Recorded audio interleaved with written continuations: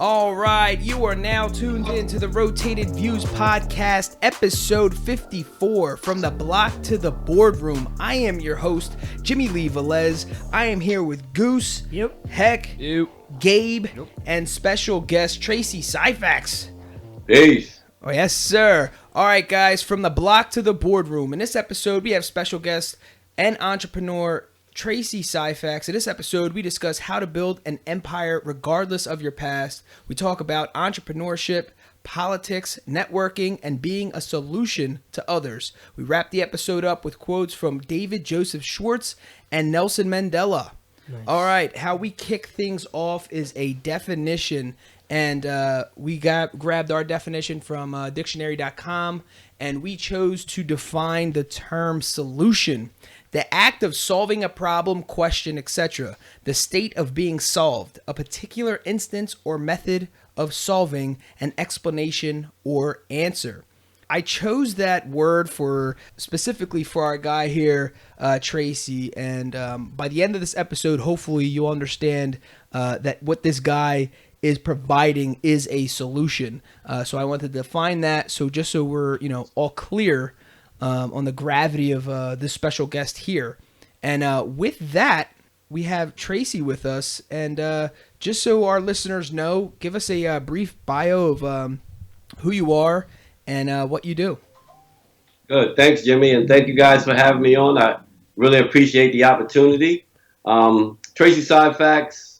I was born in Asbury Park, New Jersey, home of Bruce Springsteen and Danny DeVito. Nice. But I've been raised in Trenton all my life. I've been in Trenton since the early 60s, kind of moved here when I was young. Just a regular story of growing up in the urban area. I grew up single-parent household, mother on drugs.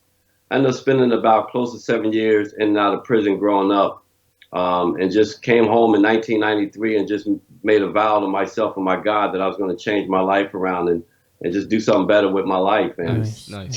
Since then, I've been able to, create a couple of $1 million businesses. Wow. I was made history as the first African-American to ever awarded Entrepreneur of the Year by the Princeton Chamber of Commerce. I'm from Trenton. Wow. Awesome. Yes, out of unprecedented 900 nominees throughout the country, I was one of 12 Obama White House Champions of Change in 2014.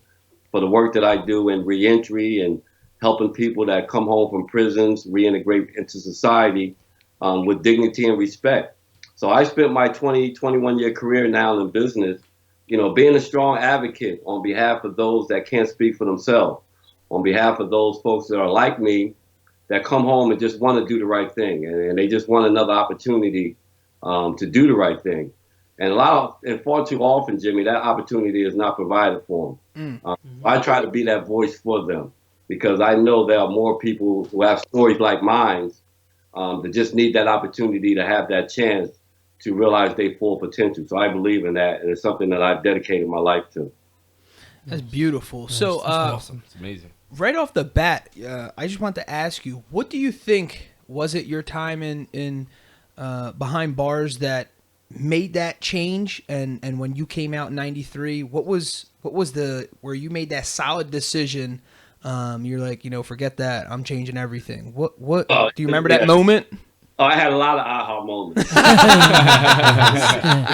When you spent 18 years in some of the toughest streets in Trenton and 7 years in some of the toughest prisons in the state of New Jersey, you have a couple of those aha moments. Right. But I think when it really hit me, Jimmy, was in 1992.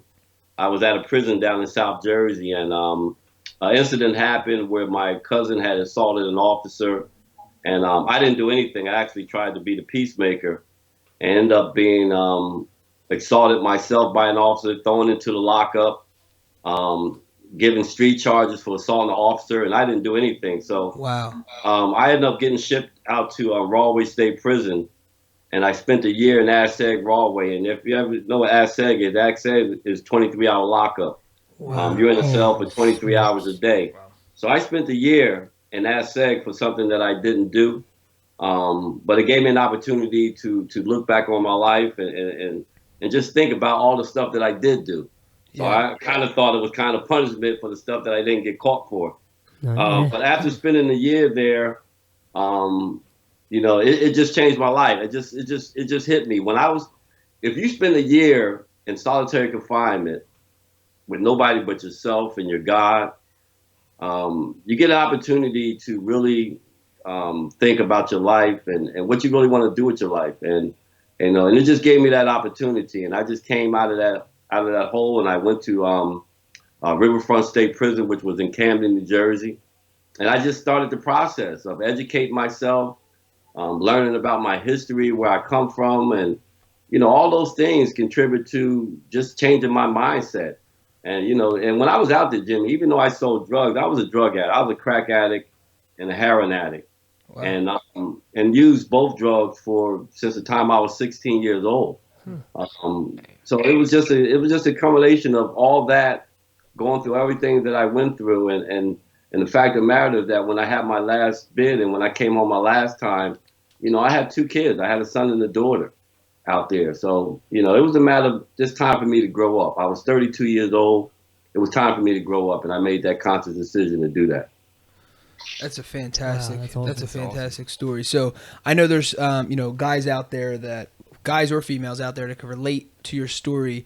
I'm just curious about, when you're, selling drugs and you're into that lifestyle, by default, whatever the reason is, what behind that, is that what you felt like, kind of bring us to, into the mindset of someone who's at that point in life where they're selling drugs to survive or for whatever reason? What's behind that? Did you feel like that was all you could do, or was that just something that... Yeah, and that's a good question, Jim. And, I talk about this quite often. I speak at Jamesburg Prison, which is the only juvenile prison here in the state of New Jersey, a few times a year. And, a lot of times, Jimmy, a lot of our kids are born in a situation that they have no control over. Yeah. You don't get a chance to choose your parents. You don't get to choose the environment and the community you grow up in. And far too often, a lot of kids are growing up in the same situation that I grew up. Other on drugs. I was introduced to the drug game by, her boyfriend.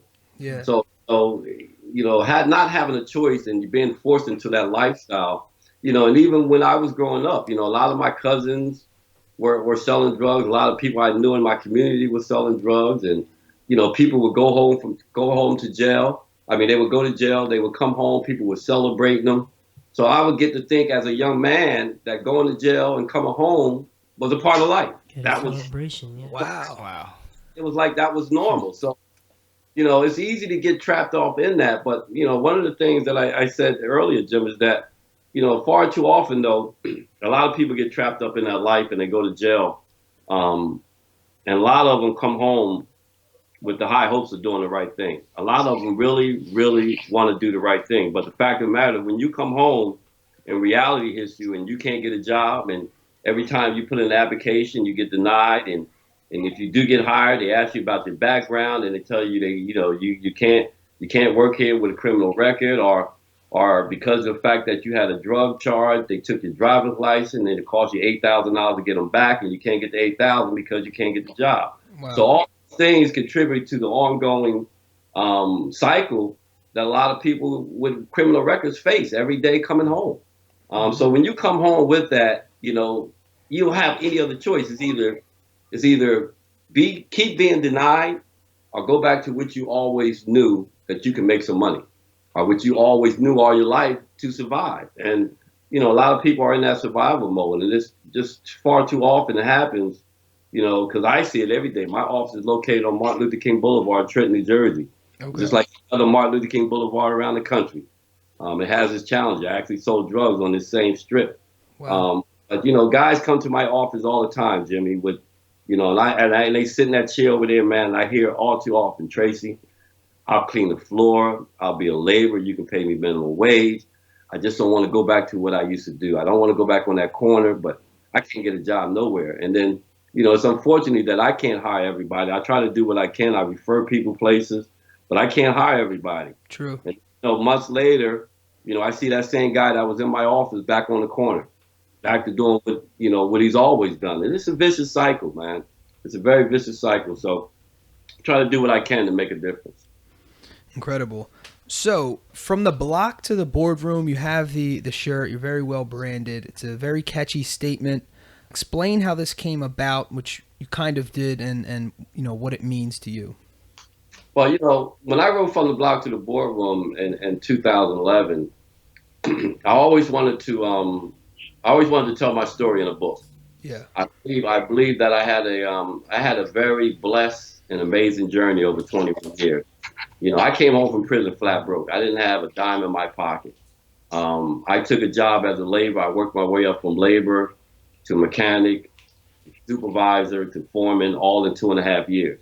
Wow. When I left the company in 1995, I was supervising anywhere between 20 to 28 guys on a commercial project.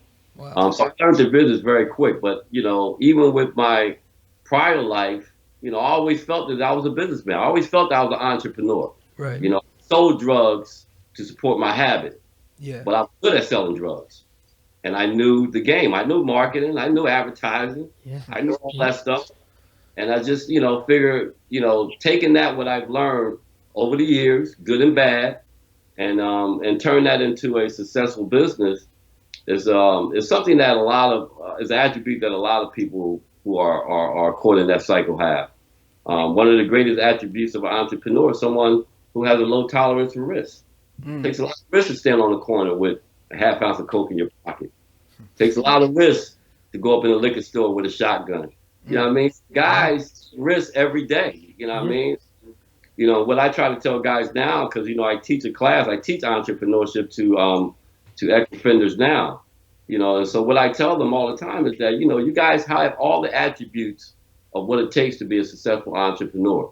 We just need to turn that around into a more positive way and teach you how to take that same marketing skill that you used on the street and turn that into a legitimate business. And I believe we all have the ability to do that. Yeah, I like that. The redirection of, we talk about that all the time, getting your energies and, applying yourself just in a different way for a more positive outcome. Absolutely. So how did it go from the book to basically a full-blown business? Because now you're doing, seminars, you have classes. I saw your website. Everything is legit. Was that a smooth transition, or is that just kind of came about itself? Well, it kind of grew about, after doing the book in 2011 and being, making history as the first entrepreneur of the year by the Princeton Chamber. When I was called to the White House in 2014, that was one of the things. It was just, we wasn't at the White House just for the Champion of Change ceremony and being awarded, by the president. We were there all day to talk about solutions and how do we as champions go back to our community and make it better. One of my suggestions was that I wanted to be able to have the ability to teach people that are coming home from prison how to run their own business. Teach them how to be able to fish for themselves when nobody else will give them a job. People keep turning you down and people keep slamming that door in your face. Then instead of giving up, let's go back and see how we can create our own businesses and that we can hire our own people and that we can give people second chances that are coming home from prison. So when I was at the White House in 2014, that was my charge when I came back to my community. So when I came back with that idea of creating a course or online training program to teach them how to start and run a business, that was my baby, and I was able to hook up with a professor who's taught entrepreneurship for over 20-something years, and CJ Meaning, and partnered with him, and I told CJ, I said, CJ, can we teach ex-offenders how to start and run a business? And he said, Tracey, listen, entrepreneurship is 20 lessons and 40 concepts, and it fits any model. And same we can teach them, we can teach anybody how to start and run a business. So we came up and developed a entrepreneurship course for ex-offenders, and we did our first pilot program in Washington, D.C. We took 15 ex-offenders and took them through a 12-week course. One of our guys, you can find him on our Facebook page. He's already in business. He's got 3 vans. He has a power transit business. He's got 3 vans, and he's hiring workers already. He just graduated from the program in October. Wow. That's awesome. So So speaking of, basically, the testimonial and the results that's coming out, and this program you're talking about, this is the Reentry Ventures. Yes, that's the Reentry Ventures. All right. Yes. So this has, as you mentioned, 40 videos, 2 ebooks, 20 lessons, and a test with over 200 minutes of content. So this is like a legit, serious, power-packed course. That right there, you can go to Babson School or Wharton School. That same course right there costs you $25,000. Actually, my partner is a graduate of Babson, and he taught at Babson. Wow. And CJ is well versed. CJ has probably written 7 to 8 different books on entrepreneurship. Wow. Entrepreneurship for the handicapped, for homeschoolers, for veterans. My partner, he is the entrepreneur guru. And that's why I say I was blessed to be able to partner with him, because when we taught the class in DC, we were able to put his academics as a professor in a classroom with my experience as an ex-offender and how I was able to do it. So we combined those two together.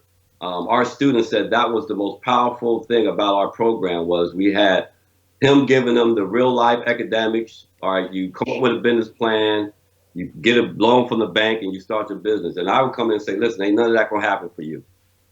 You start your business by getting out there working 2 jobs. You start your business by saving your money. You start your business by investing into a truck instead of a car.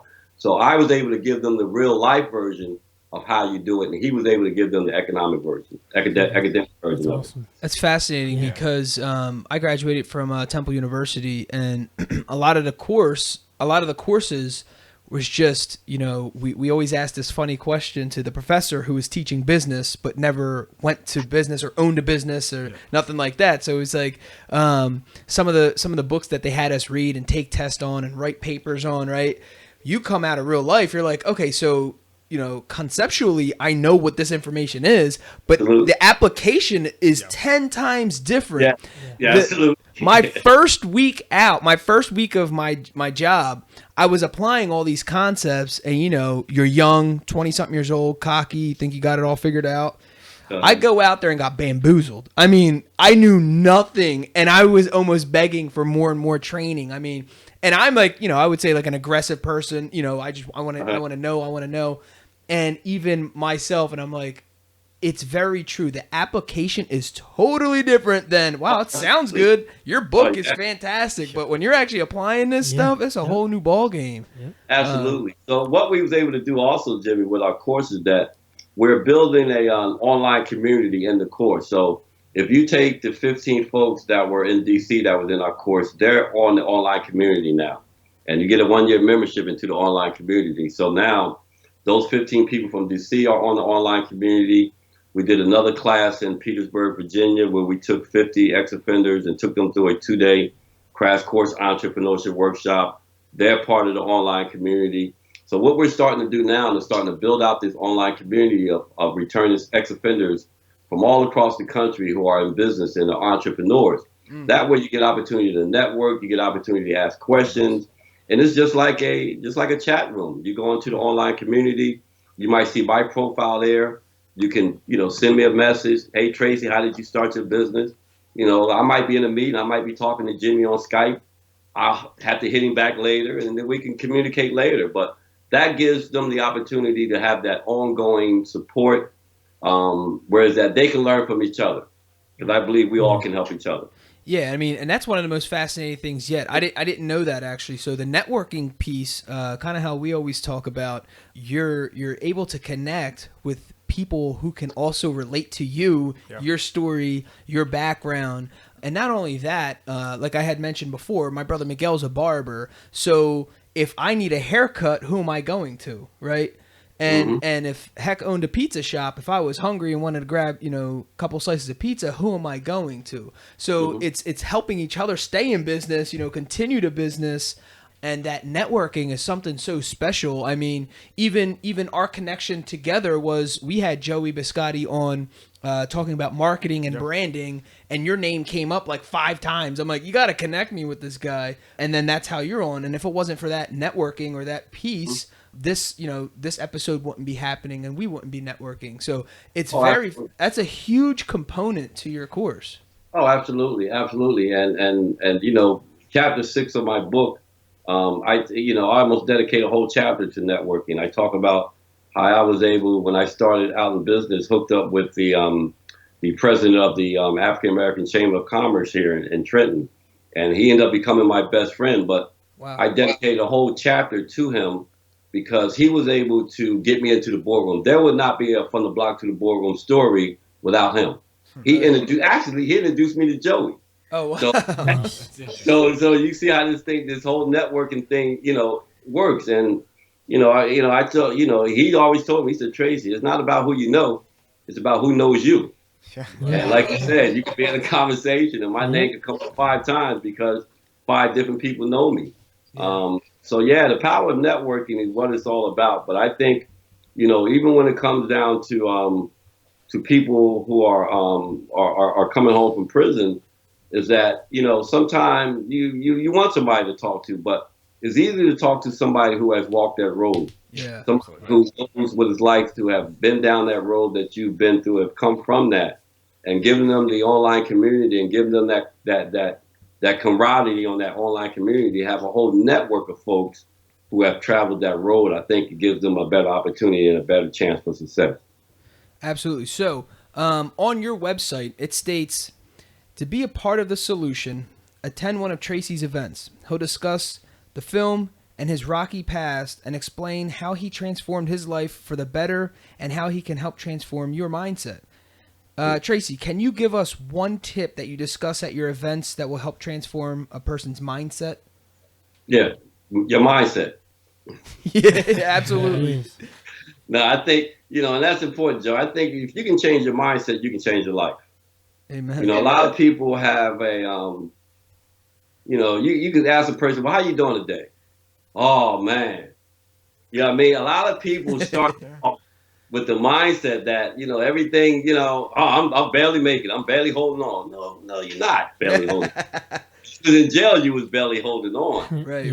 So I think if you can start with changing someone's mindset and get them to believe that, they are more than what they think they are, I think that's half the battle. I talk to so many people. I work with so many, budding entrepreneurs and people that are starting their business. I've worked with so many, subcontractors that work with me now who I was in jail with, who I ran the street with. Wow. Guys that's doing landscaping, guys that's doing snow plowing.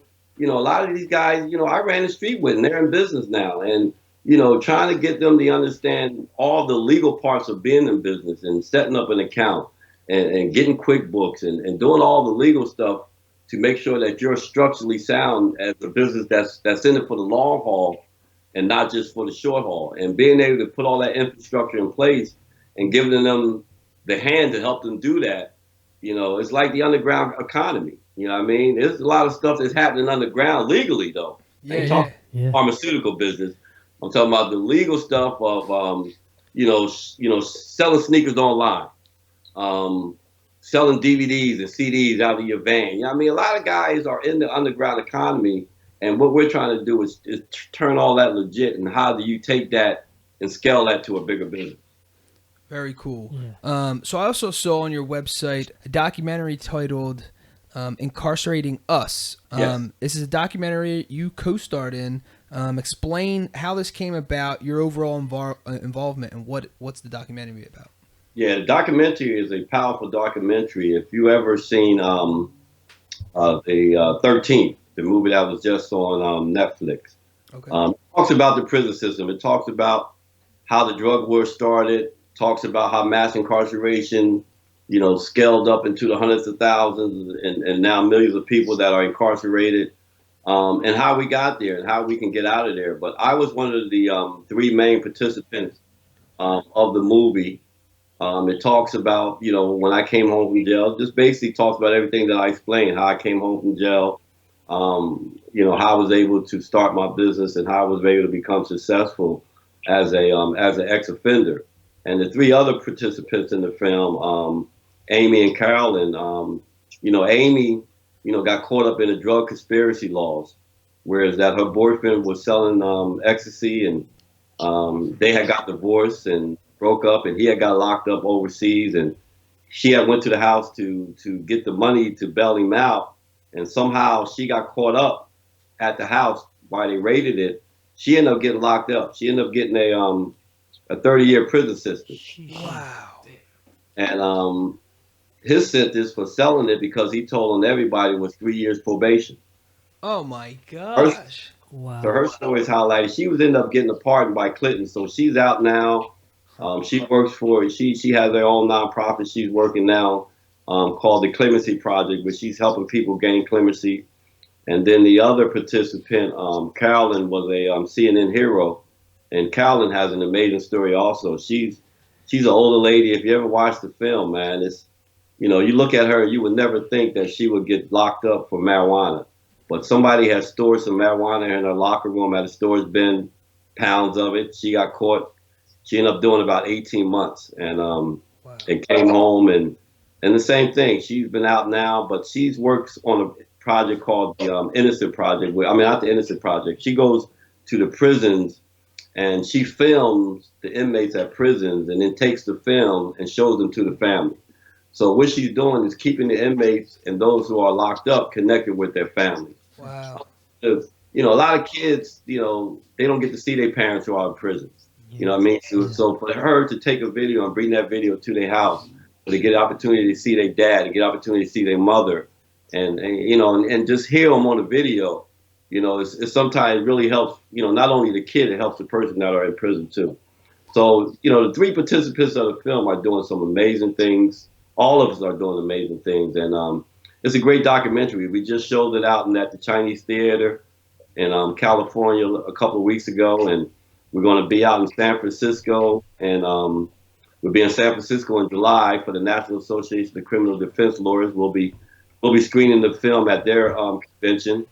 But it is a very powerful film. It was a documentary that was well done by two great young men, Vincent and Reagan, who was the director and the producer of the film. So it's a great documentary. If you ever get a chance, you can go check out the trailer on YouTube. Just go under Incarcerating Us and check out the trailer. But it's an awesome documentary that really, really shows you why we should be ending the drug war.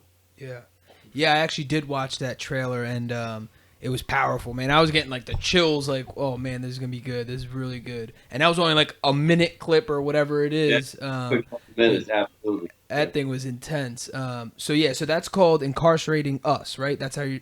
Yep. Mm-hmm. So when you're at these film festivals and you guys are, presenting, you're having screenings, and even on your website you have testimonials of positive feedback. Even, some of your students are coming back and showing, the progress that they're making through your teachings and through everything that you're showing them. What does that feel like? How does that make you feel? Like, I know your whole concept is from the block to the boardroom, but even beyond that, now it's like, you're getting to legendary status where you're literally changing people's lives. Yeah, it's a blessing coming from where I've come from, Jim. It's a blessing. It's a blessing to have a purpose in life. To know that God has really blessed me, and I tell people I play the hand that I was dealt like it was the hand I always wanted. Wow. I was dealt a tough hand, and I just had to play that hand to the best of my ability. And God has blessed me to be able to do that. I've been around a lot of circles. I sat in a lot of boardrooms. I've served the state of New Jersey.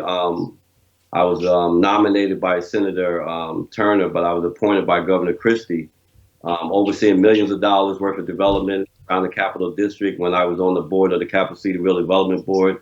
I've served the mayor of this city when I co-chaired the Moet board, helping ex-offenders get jobs. So, I've lived a full life in my 21 years of being in business, and, I've been blessed to be able to do that. And now, at the age of 54, I just want to be able to not relax, but be able to give something back. I want to be able to say that because of the stuff that I went through, Jim, that, I was able to take that and help somebody else and make somebody else's life better, or some 18 or 19-year-old kid that's somehow trapped in that lifestyle now that he may come out of it by the time he's 20 years old instead of waiting until he's 40 or 50 years old. Well said. Well said. So you kind of talked about your involvement with politics. Can you explain the Fair Chance Business Pledge to us? Oh yeah, the Fair Chance Business Pledge, was another initiative that I worked with Obama and the Obama White House on, and we started out with 30 businesses back in October and November of 2016. By the time the pledge came out, we had over 300 businesses throughout the country, including Uber, Google, Hershey, a lot of name brand companies that agreed to give ex-offenders a shot, to give people with criminal records an opportunity. And these are real smart on crime initiatives. We talk about, crime is bad, we need to hire more cops. Well, that means you got to build more prisons. And the fact of the matter is that 93% of those that come to prison come home. It's only a small 7% that stay. So what are we going to do with that 93% that are coming home to a neighborhood near you? We have to be able to prepare them to reenter society with dignity and respect, or we continue to have that same vicious cycle that we always have. They coming home, knocking grandmother upside the head for $2 or $3 and going back to jail. And it's just a vicious cycle. So, I just think that's what it's all about, Jim. These are really, initiatives that changes lives. And when I think of the political aspect of it, everything that we have in our communities, good and bad, is a direct result of policies and politicians. Politicians set the policies. Drug war, drug laws, policies and politicians. Poverty, policies and politicians. A bad educational system, policies and politicians. So everything that we have is a direct result of them. So, as a taxpayer citizen now who pays a whole lot in taxes, I've been holding folks accountable like I've been paying taxes all my life. Yeah. So, and I believe holding them accountable to do the right thing. And Jim, when we look at it, you take the economics of incarceration. It costs us around $58,000 a year in the state of New Jersey to hold a nonviolent drug offender in prison. That's crazy. Yeah, I mean, you can send a guy to Princeton for 30. Yeah. I mean, so when we take a look at that, we have to see it just doesn't make economic sense. If we can properly train that person, get that person a job, if you get him a job making $30,000 a year, he'll probably stay home. And you'll save $28,000.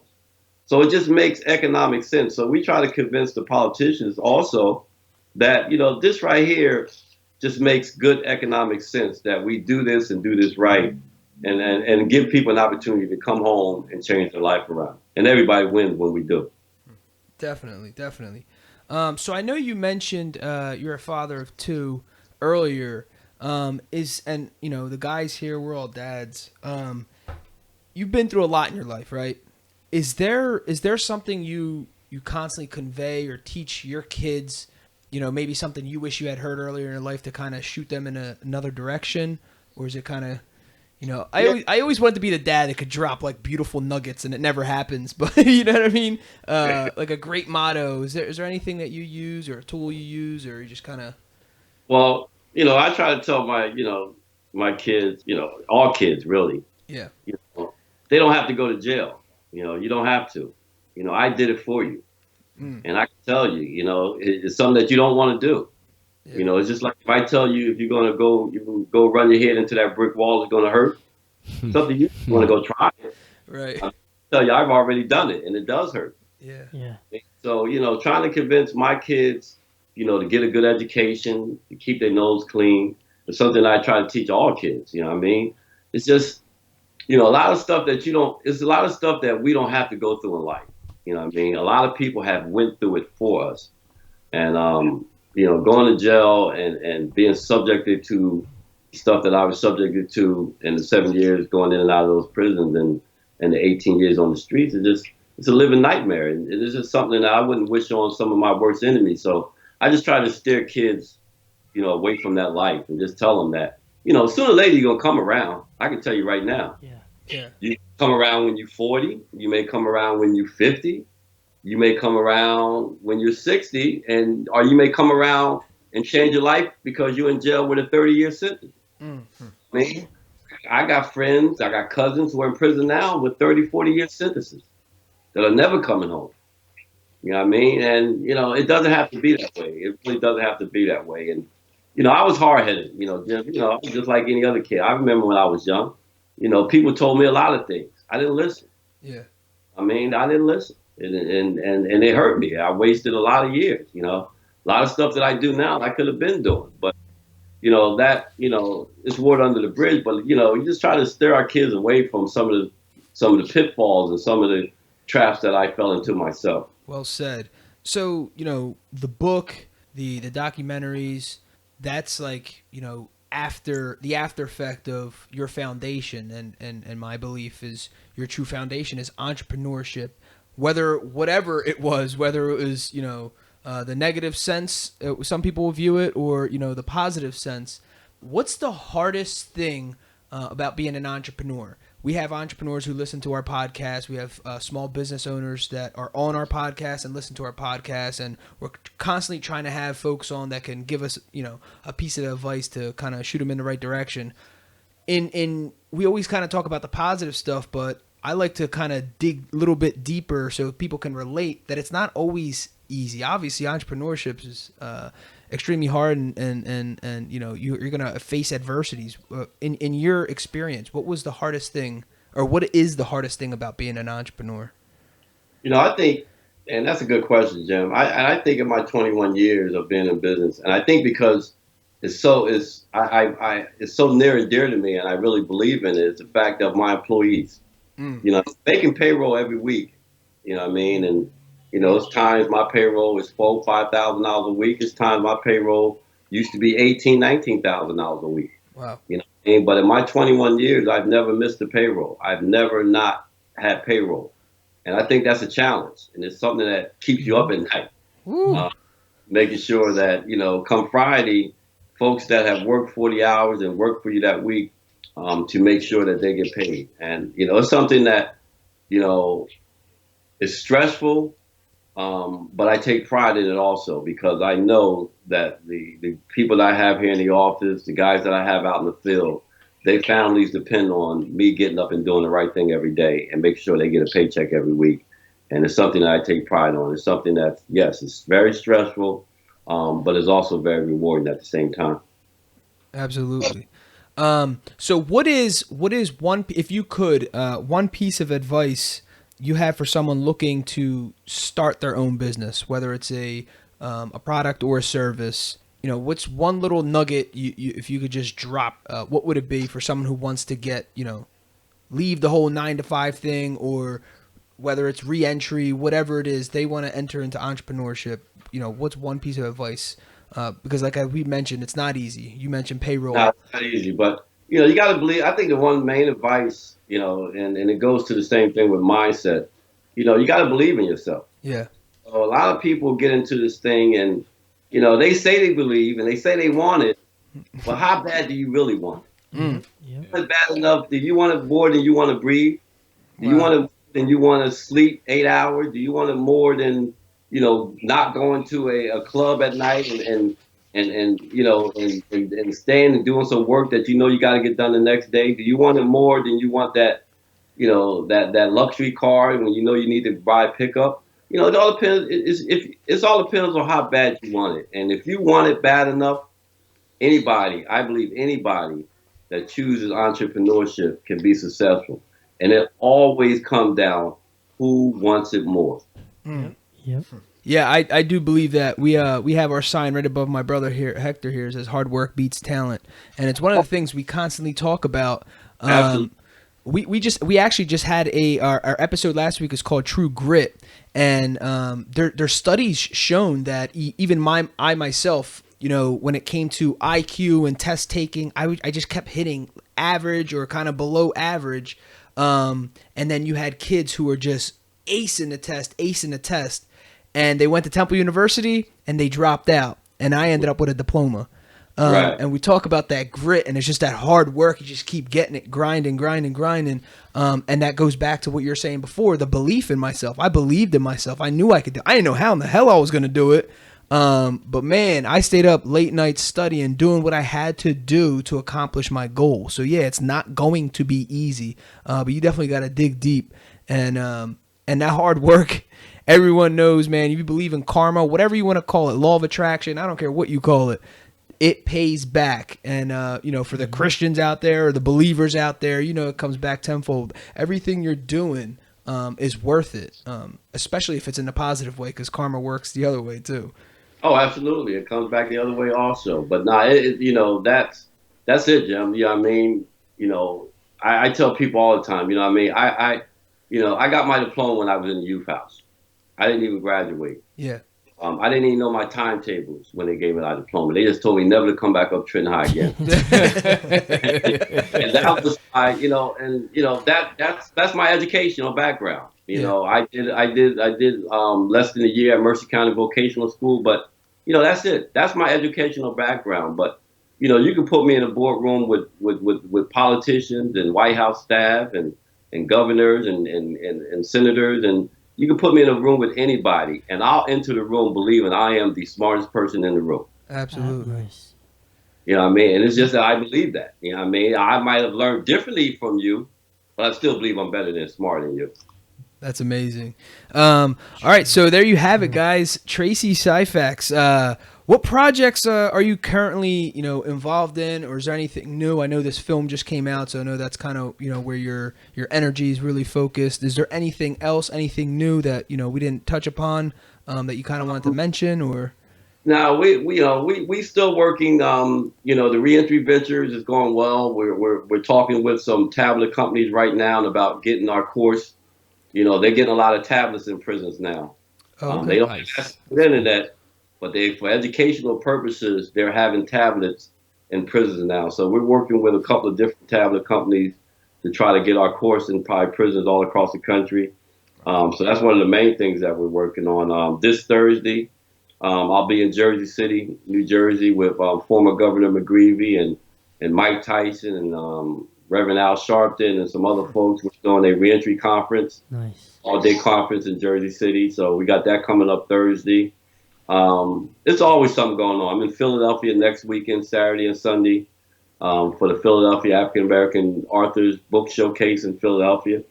So there's always something going on. You can go visit my website. We try to stay on top of it and keep it fresh and keep it updated. But a lot of information you can find on our website. And you want to give us that website?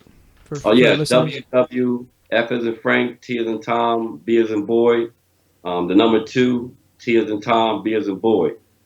Is actually WW from the block, the number 2, theboardroom.com.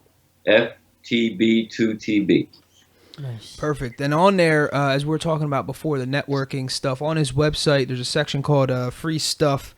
And one of the items is Entrepreneurs Community Network. And is that the network that you were talking about earlier? Yeah, that's free. And the online community, like I said, we wanted to build that out. We wanted to make that free. We wanted people to get into the community and just start talking about entrepreneurship. So we post articles up, we post stuff about business. They can chat with other entrepreneurs. We're just looking to like you said earlier, Jimmy, network and bring people together, because people do business with people they know. Absolutely. Yeah. All right. So there you guys have it. Tracey Syphax, thanks again for joining us. We like to wrap up our episodes with quotes. And today we have a quote by David Joseph Schwartz and Nelson Mandela. The first one by David Joseph Schwartz, it goes, "Believe it can be done. When you believe something can be done, really believe. Your mind will find the ways to do it. Believing a solution paves the way to solution." Which is fantastic. And the second quote is by Nelson Mandela.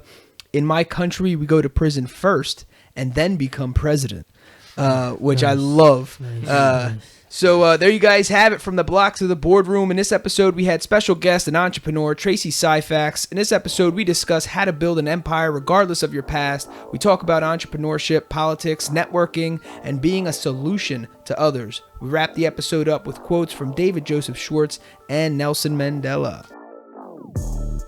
Awesome. Guys, thanks again for joining us. The Rotated Views podcast was produced for self-development purposes. Huge shout out to our sponsors. This episode is brought to you by the Blessed Lifestyle brand. That is BL3SSED.com. Also sponsored by The Motivation Files Unleashed. This motivational mixtape will be your fuel for success. Available on all platforms. Guys, don't forget to visit the website, JimmyleeVelez.com. Follow us on Facebook and Instagram at Rotated Views. If you have any inquiries or questions, email us at info@JimmyleeVelez.com. On behalf of myself and the rest of the crew, we wish you massive success. Stay blessed.